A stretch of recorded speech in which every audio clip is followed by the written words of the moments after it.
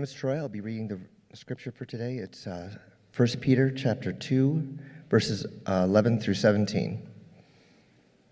Dear friends, I urge you, as foreigners and exiles, to abstain from sinful desires, which wage war against your soul.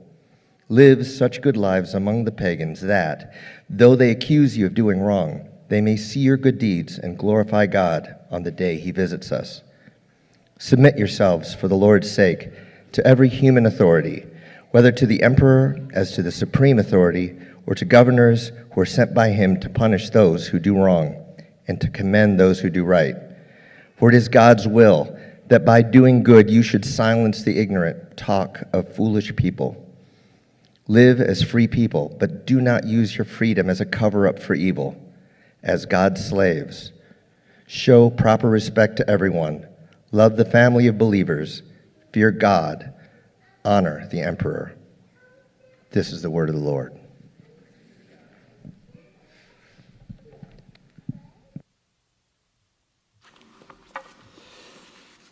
When I was about 8 years old, I think, our family moved to Australia and went from one culture to another. And now, United States and Australia, they're not the most like night and day in terms of cultures being opposite, but there were a lot of changes for us to get used to. And many people, even here in this room, know this experience even more than I do, because you may have come from, may have moved at some point in time, or currently even are living in a different culture than the one that you came from, and have experienced what it's like to go through a lot of those changes and transformations. I could just remember some of the changes, though, that took place, and some of the things we had to figure out, even down to little things like accents or what you wore to school, because when I was coming from here, I could wear pretty much whatever I wanted to school. When I went there, we had a school uniform, okay? And this uniform, it was nice. It was real nice. You had a button-up shirt, you had a tie, you had a blazer, and for those of us in elementary school, which I was at the time, you had some really nice short shorts that were about up to here, and long socks to here. Black shoes required. It was ridiculous. But it was pretty good. And then we were broken up into houses, like if you've ever, seen something British, like even in Harry Potter. I don't know if I'm allowed to say that at church, but Harry Potter has the houses. And there they had houses that you were broken up into, and you would compete among the houses. We were in Shaw House, S-H-A-W. Now, here's the problem. Australians, when they say Shaw, they sound like Shaw, And then when they say we want to go to the beach, and that's over by also the Shaw. And so we had no idea what the name of the house was. It took us a few weeks until we saw it written out to figure out, we're not in Shore House, we're in Shaw House. And so just all of the little things that we experience as we move from one culture to another, I think a lot of times our goal in these types of settings, and my goal as an 8-year-old moving into Australian culture was to assimilate, try to figure out everything and then blend in. And it happens when you're young. I mean, you develop an accent. I had an Australian accent, and I'm sad that I lost it, but I did within months of moving back to the United States. Spent years on getting that thing down, and now I can't even impersonate it. But you tend to assimilate to that culture where you're living and where you're staying. And sometimes, in a lot of circumstances, that's not good or bad. We adopted an Australian rules football team. That was our team. Our household actually was divided. We had two of them, the North Melbourne Kangaroos and the Richmond Tigers, Carn the Tigers. I'm a big Tigers fan. Even to this day, I still watch footy on TV occasionally. And it's just a whole different culture, has a whole different set of experiences. And sometimes your goal is to assimilate, but Peter tells us we have a little bit of a different goal when it comes to melding as followers of Jesus into the culture of the whole world and various cultures of the whole world, of how we are supposed to connect and relate within those cultures. We're continuing on once again our series we're calling Set Apart. It's a series through 1 Peter. We use that terminology, set apart, because one of the themes of this letter is holiness. God is holy, and he's calling his people to be holy. And the word for holy is to be set apart, to be unique, to be different, to be set aside for God's purposes. And here's what he says. He's really playing off of that theme here this morning as we jump in 1 Peter chapter 2, verse 11. He says, "Dear friends, I urge you as foreigners and exiles to abstain from sinful desires which wage war against your soul." Now, Peter has already called his audience exiles or strangers at the very beginning of the letter. And this time he adds another word to it, foreigners or aliens, sometimes it's translated, to what he's calling them. And here's what he's saying to them: as foreigners and aliens, as strangers and exiles, our goal is not to assimilate. It's not to assimilate. He's making a different case for us, and Peter's emphatically pointing some things out. The first thing he's pointing out is that really this land, wherever we live, this world is not our homeland. It's not our homeland. For those of us who are in relationship with Christ, this is not our homeland. So we are in a bit of a strange position, because regardless of where we are born and raised, regardless of where we may move someday, this isn't our homeland. And so it's a unique aspect of being a Christ follower, is that we're called to not get so caught up in the affairs of this world as to put our hope in them. You know, the people who when you assimilate to this world being your homeland, you begin to put your hope in things that belong to this world as your homeland. When you have a homeland from someplace else, your hope is in something altogether different, which is extremely comforting, because there's a lot of times where things are not going so well on this planet. And so we have something to look forward to. And this has been the case in Christian thinking all the way back. There's a writing, they call it there's different names that it goes by. One of the names is the Epistle to Diognetus, or in the particular translation I've been reading, it's called the so-called letter to Diognetus. It's an anonymous letter. This is dated to be in the early 2nd century, so within 100 years of the life of Christ. And it's a beautiful early apologetic or defense of the Christian faith. And the recipient of this letter is named as Diognetus. And so there's some really interesting things that it says. It goes through several questions about the faith, and one of them is the Christian's relationship to the world. And he's clearly leaning on what Peter says in 1 Peter for a lot of the things that he says. It crosses over in amazing ways. I'm going to read a bit of an excerpt, somewhat of a lengthy excerpt out of this, but just find ways that we can connect to this. I think it's always useful when we read from someone who's from a completely different culture, whether that's the Bible or whether that's someone who lived a long time ago trying to apply Scripture to their lives. It's a great tool for us to know what crosses over in all cultures. It might look a little bit different, but we still are fighting the same battles in so many ways. And here's what the author says: Christians cannot be distinguished from the rest of the human race by country or language or customs. They do not live in cities of their own. They do not use a peculiar form of speech. They don't follow an eccentric manner of life. This doctrine of theirs has not been discovered by the ingenuity or deep thought of inquisitive men, nor do they put forward a merely human teaching, as some people do. Yet although they live in Greek and barbarian cities alike, as each man's lot has been cast, and follow the customs of the country in clothing and food and other manners of daily living, at the same time they give proof of the remarkable and admittedly extraordinary constitution of their own commonwealth. They live in their own countries, but only as aliens. They have a share in everything as citizens and endure everything as foreigners. Every foreign land is their fatherland. And yet for them, every fatherland is a foreign land. They marry like everyone else and they beget children, but they do not cast out their offspring. They share their board with each other, but not their marriage bed. It is true that they are, quote, in the flesh, but they do not live, quote, according to the flesh. They busy themselves on earth, but their citizenship is in heaven. They obey the established laws, but in their own lives they go far beyond what the laws require. They love all men, and by all men are persecuted.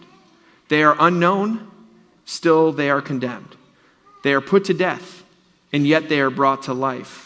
They are poor, and yet they make many rich. They are completely destitute, and yet they enjoy complete abundance. They are dishonored, and in their very dishonor are glorified. They are defamed and are vindicated. They are reviled, and yet they bless.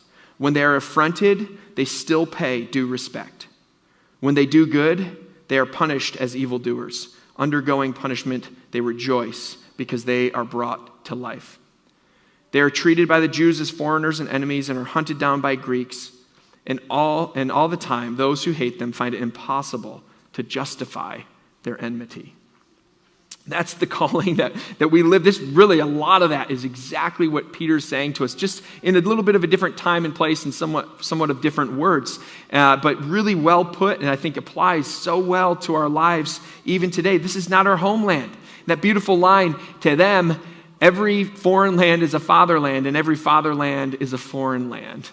We have an ability and a calling to live in a unique way in this world and in this time and place. Peter said once again in the first part of verse 12, the very next verse that from where we picked up, or from where we left off, live such good lives among the pagans.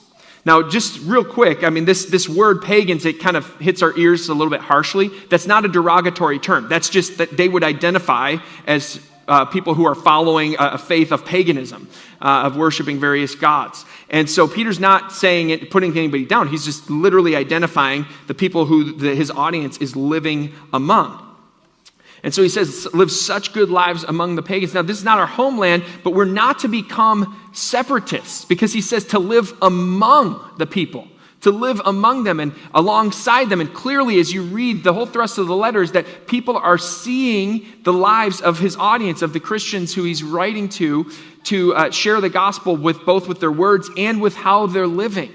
And so as he's writing this, he's saying it's among the people, among the pagans who live in this area where you're around. So there's a difference, though, between saying this is my homeland and I'm going to live among. So it's kind of like what the author of that letter to Diognetus said. It's like, we are living in this land, but we're in the flesh, but we're not being driven by the flesh. And so there's this sort of different way that we view life. So we live in this place, but we also have to be careful about how we live. So what does it look like when we're making it our homeland? I think the main thing it looks like when we begin to make the world our homeland is we begin to put our hope in the things that people of the world put their hope in. Not realizing or forgetting that the only deliverance we have is through Jesus Christ and Him alone. We begin to adopt functional saviors, things that will help us cope or to get by, or things that we think if this happens, then it will go well. I think one really great way of viewing this is this upcoming year. We're in an election year. And there's going to be a lot of opinions, and we're allowed to have our opinions. We live in this land as citizens, right, in a sense, but also as aliens in this land. And so I think one of the things that can happen, though, during these election cycles, and one of the reasons I think why it's become so divisive is people are putting more and more hope in the results of elections. No election can save you. No human election can save you. We have a king in heaven. That's the land that represents that we're representing here on this planet. And that's where we need to be putting our hope for those of us who are Christ followers. And so I think what happens is we then begin, as we put our hope in election cycles or in politicians, and then we start, regardless of which side, by the way, we start to put our hope in that, and then we start to speak like people who have put their hope in that. And when we start to have that kind of conversation and that kind of dialogue with people around us, we are betraying what we say our hope is truly in. And we're showing that our hope is actually what it's supposed to be in anyway. We're portraying what our hope is supposed to be in, and we're showing what our true hope is in. Things that are temporary, things that will not last, and things that will not deliver or save us. And so it's not that we don't have an opinion. It's not that we don't participate in voting and do all of our homework and allow the scriptures to inform the way that we would carry that out. But we cannot enter into the public debate in the same tone because our hope is not in these things. And by the way, you're in a church where we're never going to tell you specifically how you should vote on a particular item. We trust God's Spirit to convict us and to lead us as we do that. And we live in tricky times. We live in difficult times. And so we just need to be conveying our message of hope in the gospel of Jesus Christ rightly to those around us. We can't hold too tightly to temporal things. That just being one example. But when we assimilate culturally, our lives won't look different overall because of Jesus. They won't look different. But we're called to live like those who are foreigners and aliens in this land. This is not our homeland. I'm going to reread part of verse 12 here as we transition to the second thought that Peter's going to give us. He says, live such good lives among the pagans that though they accuse you of doing wrong, they may see your good deeds and glorify God on the day he visits us. This idea, this thought of living such good lives. We live them among the pagans, but we're called to live such good lives. And that word for good can actually be translated also as beautiful. We live such beautiful lives. We're being called to live beautiful lives because beautiful lives makes the gospel attractive. When we live beautiful lives, that will make the gospel attractive to those around us. And so that's what we want to do. We want to show Jesus and his fame and his glory and his beauty through our lives because we're really that representation to most of the world, the only representation some people we interact with may ever receive in this life. So beautiful lives makes the gospel attractive to people around us. We try to focus on this as a church because we just believe it's so central to our calling as Christ followers. When Jesus went and he called people to follow him, especially his closest inner circle, he would come up to them and he would challenge them and he would turn their lives around. In fact, when really on record, the first time we see him calling disciples, he says, "Come and follow me, and I'm going to make you into someone who fishes for people." Or you may have heard the term fishers of men. I'm going to have you be out here fishing for people. Your life is going to be transformed, and it's going to look more like my life.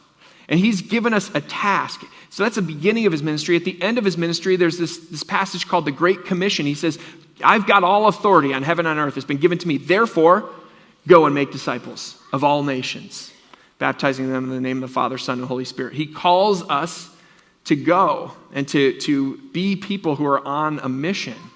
And that really, it's start to finish. It's his ministry and what he was trying to do with his followers in that discipleship process. And so we take that seriously here as a church. We want to become people who are on mission.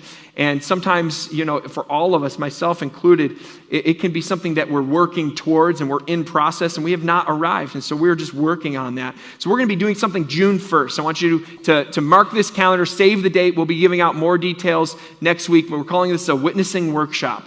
And we're going to have 3 of our own right here who I consider, and they probably won't like me saying this, but I consider to be subject masters because of me being able to observe in their lives and putting these things into action. And they are going to be speaking to us about how to reach particular different types of backgrounds that we might interact with on a regular basis. Because I think the difficulty is we only have one background, each one of us in this room. It might be different for you than it is for me, but we have one background and we only understand our set of circumstances fully, and so we need to make sure that we are having our minds open and understanding how maybe different approaches are required at different times and how we can communicate the gospel and continue to live beautiful lives as we do that. So making the gospel attractive is important, and that comes from how we live. So here are some of the accusations, because he also says that they, even though they may accuse you of doing wrong, that they will see your good deeds. So Christ followers, we are and we have always been accused of doing wrong, sometimes out of just sheer misunderstanding of what people are observing, but then how they're taking that in. So what does it look like? What do some of these misunderstandings look like? Here's some of the accusations in the earlier years of the church. Christians were accused of being cannibals due to a misunderstanding of the practice of communion. That was one way that there were misunderstandings. Because we call one another brother and sister, they accused Christians of participating in incest. They were called atheists because they believed in just one God and not the pantheon of gods. And so there was these accusations and misunderstandings that are levied at Christians from day one, and many, many more. Today, there are similar things that happen. But here's what I'll say. I think this is the only thing that we can do. First of all, we can respond in the way that Peter's going to tell us in a minute. We'll get into that. But the other thing is to self-evaluate. Because I think whenever we're being accused of something as Christians, which is a very broad category right now, and we all understand that, but when we're being accused of something, when people hear, oh, you're a Christ follower, or you're a Christian, let me assume all of these things about you, the first and best thing we can do is self-evaluate, right? Self-evaluate. Is any of this sticking? Does that stick to me at all? Is what they're saying even a shade true if it's a negative thing? That's the first and most important thing. How can I own that and move forward in this relationship and in this conversation? Other times, we may ask ourselves those questions and realize, no, this is a misunderstanding akin to the idea of first century Christians being atheists for not believing in all gods, or for being cannibals for participating in the Lord's Supper. We have to categorize, we have to evaluate, but we have to start with a personal evaluation.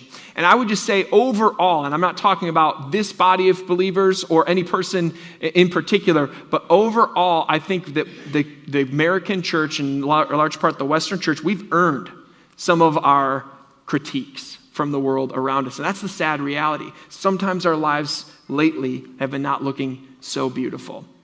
To me, the answer to this is just drawing closer to Jesus, looking more like the person of Jesus, reflecting on what he's called us to be. Some of the most common things that we're called in these days is judgmental and hypocritical. And I think there are responses that we could come up with, and sometimes it's accurate. It's saying, because we have to walk this balance if we are holding firm to God's truth, but he calls us in our relationship with the world to be non-judgmental.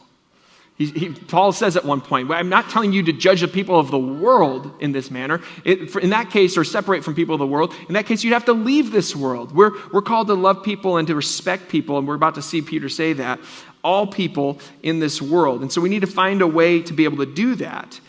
Sometimes it's our behavior in the public sphere that's, again, betraying where our hope is set, that causes these types of behaviors. But this is a big issue for our witness in the world today.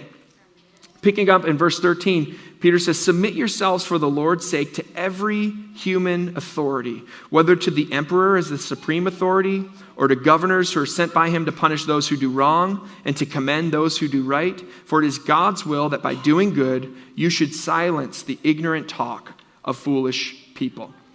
So let me just give the context here. The current emperor is Nero. And he's saying we're called to respect and submit to Nero. Now, we believe, I think most likely from the research that's done, there's varying scholarly opinions, but most likely this is just before the big government-sponsored outbreak of persecution against Christ followers broke out because of Nero. Maybe his flavor and his tone would have been a little bit different had that been going on actively at the time of this writing, but the principle still stands. Now, again, we are called to obey Jesus as our supreme Lord.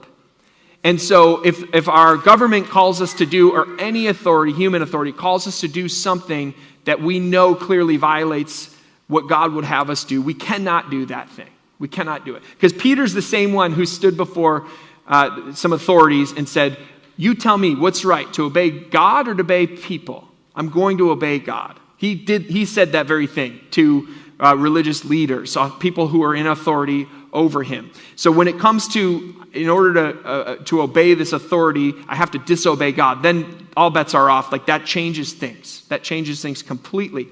But at the same time, there's this idea of respect for all that Peter's really getting at.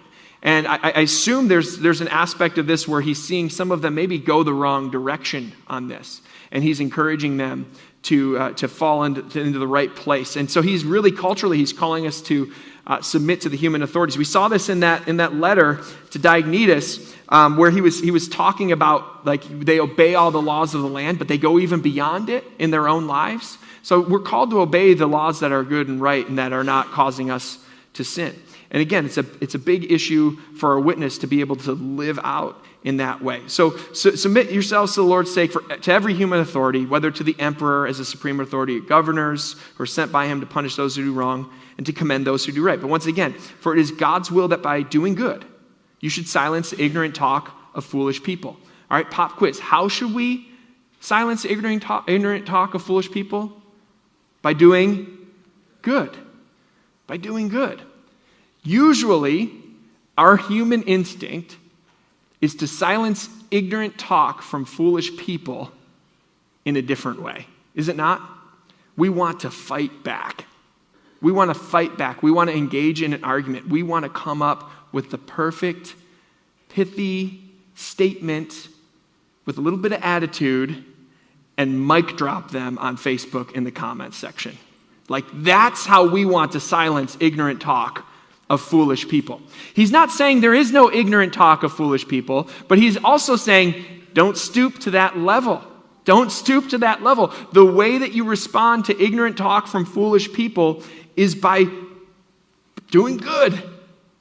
And when we do good, then we silence that argument and that talk in a totally different way. They say kill him with kindness. It's like the same type of concept. It's like we respond in a totally different way. We're not even on the same playing field. We're showing that our hope is not in earthly, temporal things, that we have something else going on, and people will want that because people are desperate for hope that will really stand up. And again, this hope that we have is not like a hope I wish. It's a hope of certainty, something that we know is coming but is not yet fully realized. And so we have that opportunity. So we need to be careful with people about what kind of, how are we demonstrating that faith? How are we demonstrating response to people who may be even trying to goad us into a discussion or an argument? And I'll just tell you, serious conversations, the place for them is never, ever, ever on social media.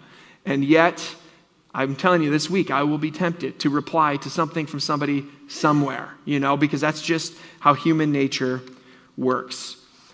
It just works that way. We want to get the last word.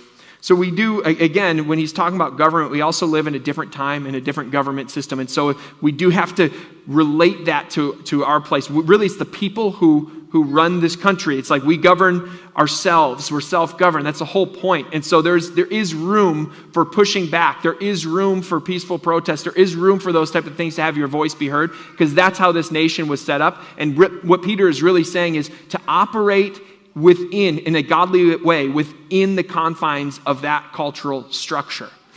Because types of government, in large part, the New Testament's not putting forth, this is the correct type of government and this is the incorrect. It's like, how do you honor God in whichever type of government you find yourself in? We find ourselves in a democracy, so it gives us some different options than it may in other times, but we need to remember where our first allegiance is, and our homeland really exists. So speaking up about injustices, about issues, those things are okay, but we need to make sure that we're choosing our battles wisely and choosing our medium wisely and choosing our tone wisely. The principle here is timeless, even though it might have different applications in different times and places. He continues on in verse 16. He says, live as free people. I love this juxtaposition. Live as free people, but do not use your freedom as a cover-up for evil. Live as God's slaves. So he starts this verse saying, live as free people, and he ends it by saying, live as slaves, God's slaves. So what gives here? I think what he's getting at is true freedom for a human being who is created by God. True freedom is living a life where we're slaves of God, where we're in service to God throughout our whole lives. And I think a lot of times we buy into the lie that true freedom is doing whatever I want, whenever I want to do it. That has never, ever gotten anybody anywhere, let alone to a place of thriving. That's never been a good strategy. If we just go off of our basic instinct and what we feel like doing in a moment, we make a mess of everything. Our relationships, we make a mess of our jobs, of our households. We just make a mess of things when we live that way. So we don't want to use our freedom as a cover-up for evil, as justification for evil. We want to use our freedom to honor God, to point towards the one that we were created to serve. So one common area of concern is how we view and treat these freedoms that we have. How can we use our pursuit of our rights even as a cover-up for evil? I think that's been something that we've seen in the church in the West in these last several years. That sometimes we're so dedicated to obtaining and maintaining and protecting our own rights that we forget that Jesus calls us to lay it all down on behalf of other people. So we need to make sure that we're not using our freedom as a cover-up for mistreating others, for getting the last word, for lashing out, but that we're using our freedom to honor God. Verse 17, he says, show proper respect to everyone. Love the family of believers. Fear God. Honor the emperor. He's talking about our lives and different areas of our lives and how we're to treat and view other people. That word, he says, show proper respect to everyone, right? Let me just go back into the Greek here. That word for everyone means everyone, okay? It's not complicated. Actually can mean all as well. Like we're to give proper respect to all, to everyone. All right? Respect everyone. This is the third point that I want to give you this morning. Respect everyone for the sake of the gospel. Everyone. Those who deserve it, and those who don't. Those who respect us, and those who disrespect us. We are to respect everyone for the sake of the gospel. I think one of the best ways that we can get our hearts and minds into a place where we can respect everyone for the sake of the gospel is to remember where we are really apart from Christ. I think for those of us who have been following Christ for a long time, it can be easy to remember that we are also in what our closing song will call a helpless estate. We are separated from Christ. We're a mess. And I think when we walk down a certain path and we look back and we see where we came from, but we forget that's where we came from, it's easy to start like throwing mud at the people who are still back there. And that's just a lack of grace. That's the receiving grace and the not giving grace. But it's a human temptation that I think often we all will have. And so it's just staying in touch with the fact that we are recipients of grace. That's who we are first and foremost. We are recipients of grace. We're recipients of God's mercy. And if we're going to hold back grace and mercy toward other people, then we're getting it all wrong. We're missing the whole point of what he gave us to begin with. There's a book called Evangelism as Exiles. I know the men's group is going through this book. This is a great book. It's really a book on evangelism that's almost all of the thoughts are derived from 1 Peter. Because again, 1 Peter, he's talking to people. He keeps addressing as strangers and aliens and exiles and foreigners, even though they're probably in their homeland. And there's a sense in which we are to live out this life as a foreigner in our homeland. And so he's calling us to that sort of mindset. And this is also written by a man who was he was in a Muslim nation as a missionary. And so he was in a total foreign land. He was an exile in that land is how it felt. And then he came back to the United States, which is where he was from originally, and he realized that a lot of the principles that were working for overseas missions as truly an exile in that place were starting to make a lot of sense here and now. And so he writes these thoughts for us to share some of his insights from 1 Peter about how to live and how to conduct ourselves in that type of setting, because our world is changing. There's transformation happening in our world. Some of it we may view as good, some of it as bad, but one thing that's true is it's going to give us an opportunity to share the gospel. Because the gospel will stand out and will look a little bit different when people don't have that understanding. And it's also going to identify, who really is there and who's kind of just going with the flow of culture. I think that the church has thrived in times where it's a cultural minority without power, because it really is not designed to be a faith of power here in that earthly sense. One day Jesus will hold and has all the authority, and he will wield that. But that's not our job. Our job is to lay it down the way he did and to be sacrificial. And so when we make it about something else, it's an issue. And so he just speaks to that. He speaks to this whole idea of being an exile in this world. He says this on page 81. He says, our secular world is increasingly suspicious of religion. Christians are no longer part of the solution. We're the problem. Pastors aren't trustworthy. Churches are suspect. Bible believers are bigots. Thus, the days of attractional evangelism are waning. The times on relying on the gravitational pull of our social standing to bring people into a church, a Christian camp, or a revival meeting are all but gone. And it depends on time and place and people's individual experiences, but that's becoming more and more true. He says, the time is coming and is here now when the world won't listen to our gospel simply because they respect us. However, they might listen if we respect them. He carries on a couple of lines later. He says, how can we call our coworkers to submit to Christ as Lord when they don't see us gladly and respectfully submitting to our boss? How can we tell of God's love for the world when we exhibit disdain and revulsion toward our neighbors? How can we demonstrate a Christ-like compassion for our enemies when all they hear from us is concern for our rights and privileges? We have a difficult, a challenging, but important call in our world today to represent the mindset of Christ to a watching world who sometimes, unfortunately, is not seeing the mindset of Christ play out in some Christians around. And that may not be all of us, but we need to be careful that it's not ourselves as an individual and not our church as a body of believers. Peter lists a lot of witness killers here in this passage. He talks about unholy living, how that's going to kill our witness, hypocrisy, another way of saying that, a lack of submission to earthly authority, lashing back at foolish people instead of winning them over with good behavior, holding tightly to our own freedom, having a lack of respect for other people.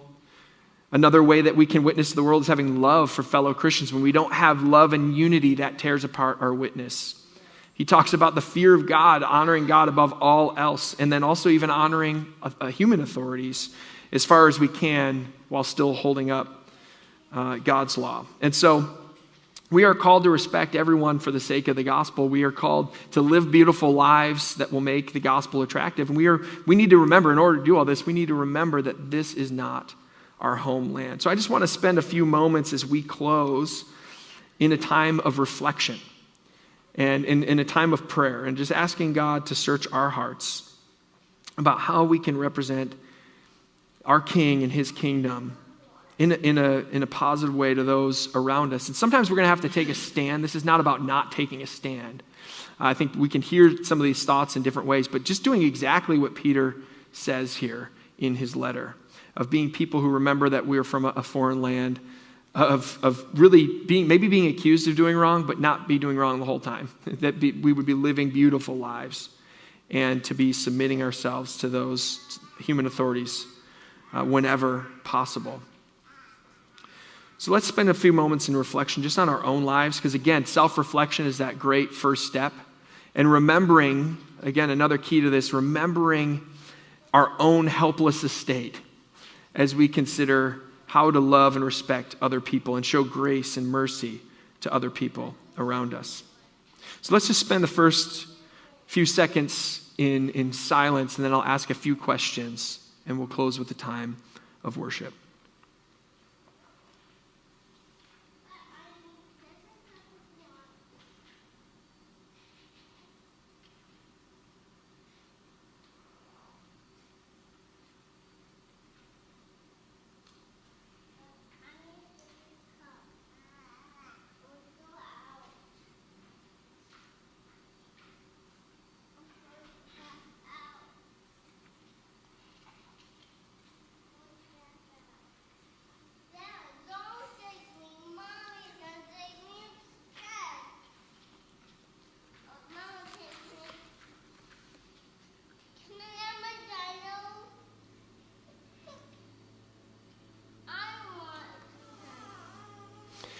As we're considering, just ask yourself, are there any ways in which I'm living like this is my homeland, instead of looking to God's kingdom?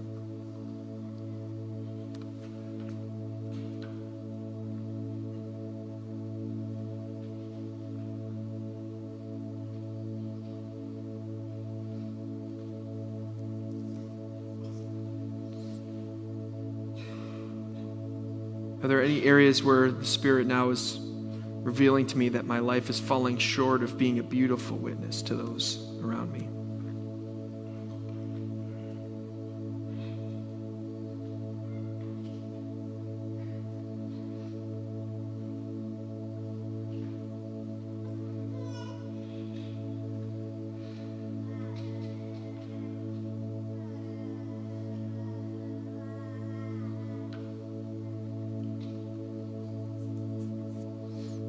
And am I treating everyone who I encounter with respect? Not respect they deserve, but with the respect that I'm called to treat them with. Maybe there's someone that you might need to make something right with. Just ask God to convict you in this time.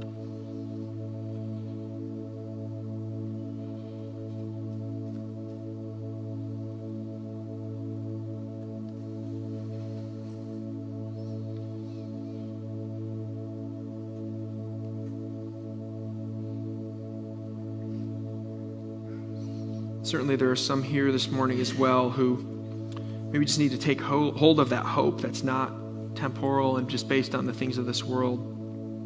I just wanted to let you know there's space for that too, and we want to walk along with you. We're going to have our prayer team up front in just a few moments, and would love to invite you to talk to anyone you've seen on stage or a prayer team person about what it looks like to take hold of that hope. I'm going to pray. Lord God, we thank you so much, Jesus, for what you did for us, that you came, that you gave your life, that you even submitted to human authority, that you submitted to death on a cross. But you did all of this for us. You set down your power and authority as God on our behalf. And God, thank you that we are the recipients of your grace and your mercy at an immeasurable level.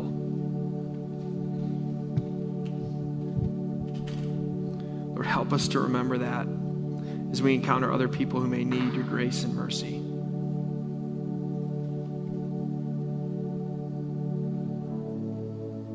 Help us to live as free people, but to not use our freedom as a cover-up for evil.